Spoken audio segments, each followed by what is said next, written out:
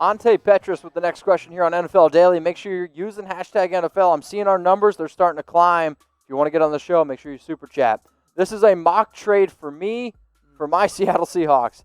Seahawks trade Trey Flowers and Ethan Posick to the Eagles for Sidney Jones and a second-round pick. So trading a Jones-Flowers swap can kind of make some sense. Posick makes some sense for Philadelphia, but not the second-round pick.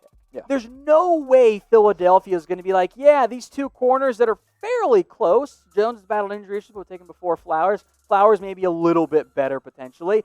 Yeah, we'll call that even, and then we'll take your crappy offensive lineman who's barely played in the NFL, who was a second-round pick, and give you a second back. There's no way. Posick's may be worth a mid to late day 3 selection. So the players involved make some sense for all parties, but the second-round value is way too high for the Eagles to be giving up. Ooh, boy, I love this question. And honestly, I hope if one of these two win the MVP, I'd be ecstatic. But who's more likely to win it? Type RW for Russell Wilson. Type DB for Drew Brees. Neither player has ever won an MVP. Wilson does not have a vote, which I still cannot believe is actually accurate. I'm going to go Wilson here.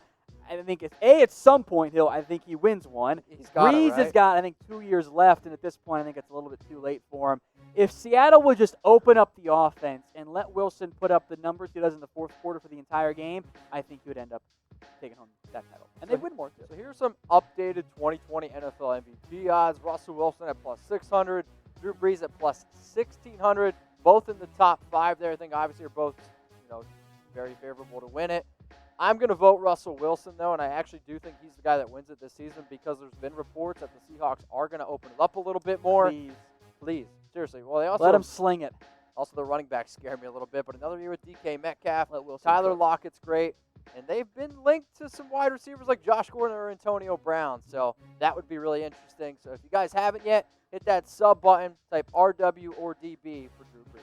From Marty M.F. Williams, and I do want to get to Mason Roy's super chat about Dalvin Cook here in a little bit too. Do you think Russ gets another ring with Seattle before his contract is done in 2023? Ooh, good question. What I can say confidently is that Wilson will be and will have Seattle in the mix for at least the playoffs.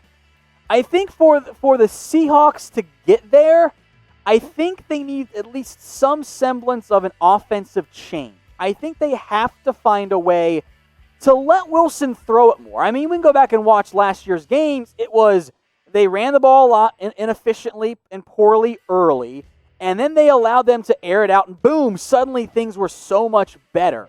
Like that was an intriguing idea to me, and I think they should do more of that. I'm just curious if that's a route they actually end up pursuing.